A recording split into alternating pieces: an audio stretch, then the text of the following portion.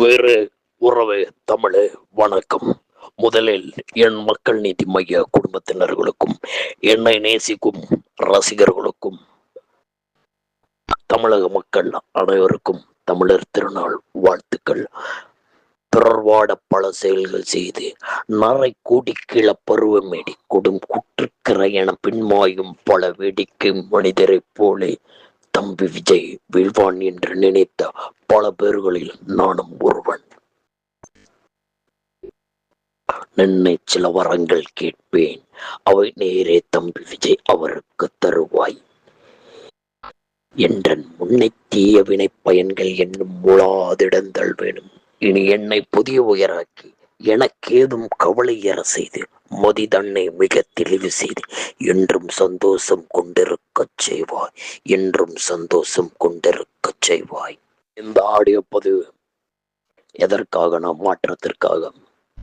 நான் உங்களிடம் ஒரு விஷயம் கேட்க வரவில்லை, ஒரு பொறுப்பை ஒப்படைக்க வந்திருக்கிறேன். நான் சம்பாதித்த உங்கள் நம்பிக்கை, நீங்கள் எனக்கு கொடுத்த அந்த அன்பு, அதை இப்போது தம்பி விஜய்க்கு நீங்கள் கொடுக்க வேண்டும்.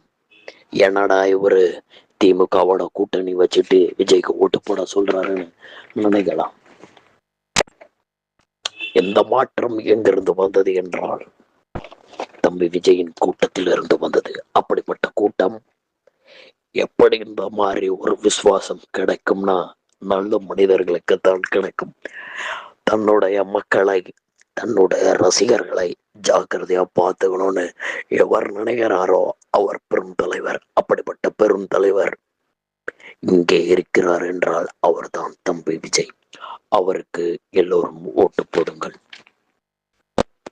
பெரம்பூர் தொகுதி முழுவதும் திமுக நிர்வாகிகள் ஓட்டுக்கு 2000 ரூபாய் கொடுத்தாங்கன்னு நான் அறிவேன்.